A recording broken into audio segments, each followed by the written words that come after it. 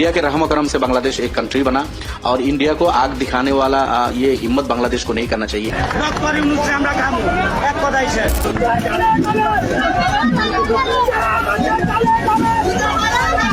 ওনাকে কে নোবেল শান্তি পুরস্কারটা দিয়েছে ভাই, আমি তো তাকে খুঁজছি।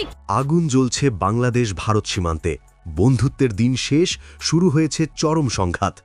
একদিকে ভিসা সেন্টার ভাঙচুর, অন্যদিকে ২৪ ঘন্টার আল্টিমেটাম দিয়ে বাংলাদেশ দখলের হুমকি।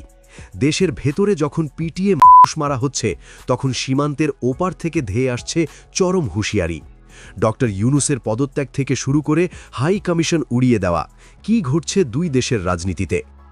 কলকাতা থেকে শিলিগুড়ি স্থবির হয়ে গেছে ভারতীয় ভিসা কার্যক্রম। পরিস্থিতি এখন নিয়ন্ত্রণের বাইরে। ভিসা কেন্দ্রের নাম ফলক ছিঁড়ে ধুলোয় মিশিয়ে দিচ্ছে ক্ষুব্ধ ভারতীয় জনতা।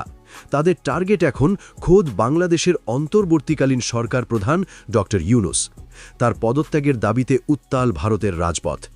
সমন্বয়ক হাসনাতের ভারত বিরোধী বক্তব্য আর বাংলাদেশ সরকারের নীরবতা, সব মিলিয়ে দুই দেশের মৈত্রী সম্পর্ক এখন যেন বারুদের স্তূপে দাঁড়িয়ে।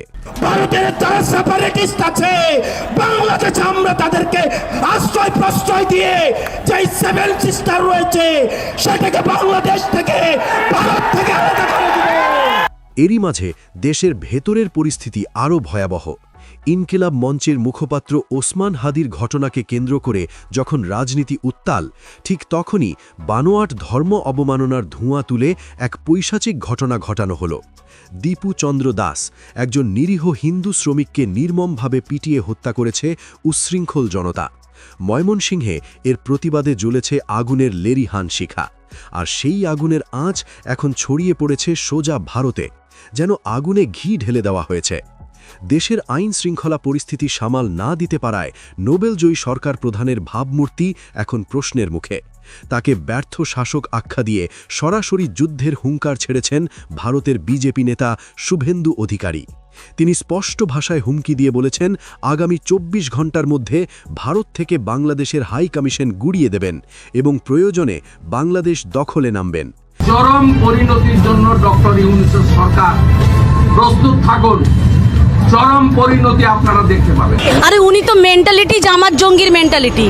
এরপরে পশ্চিমবঙ্গে আগুন জ্বলবে, ভারতে আগুন জ্বলবে। বিশ্ব হিন্দু পরিষদ থেকে শুরু করে কলকাতার বিভিন্ন সংগঠন এখন একই সুরে ফুঁসছে। তবে এবার আর চুপ নেই বাংলাদেশ। বিদেশের মাটিতে দেশের হাই কমিশনারকে হত্যার হুমকি দেওয়াকে চরম ধৃষ্টতা বলে উল্লেখ করেছে পররাষ্ট্র মন্ত্রণালয়। আমার কাছে প্রমাণ নেই যে তাকে হত্যার হুমকি দিয়েছে, কিন্তু আমরা এটাও শুনেছি যে তাকে হত্যার হুমকি দেওয়া হয়েছে। সেটা কেউ একজন কথা বললো, সেটার মধ্যে হতে পারে, কিন্তু আমার কথা হলো যে এ পর্যন্ত আসতে পারবে কেন, এসে সেখানে হুমকি দিতে পারবে কেন। উপদেষ্টারা সাফ জানিয়ে দিয়েছেন, বর্তমান সময়ে এমন হুমকি শুধু দুঃখজনকই নয়, এটা কূটনৈতিক শিষ্টাচারের ওপর সরাসরি আঘাত। প্রিয় দর্শক, পরিস্থিতি এখন কোন দিকে যাচ্ছে? চুরি, ডাকাতি, রাহাজানি আর নিরাপত্তাহীনতায় ধুঁকছে দেশের মানুষ। বর্তমান সরকার ও উপদেষ্টাদের এই ব্যর্থতা নিয়ে আপনার কি মতামত? আর ভারতের বিজেপি নেতার এই নগ্ন হুমকির জবাবে বাংলাদেশের ঠিক কী পদক্ষেপ নেওয়া উচিত বলে আপনি মনে করেন? অবশ্যই কমেন্ট করে জানান।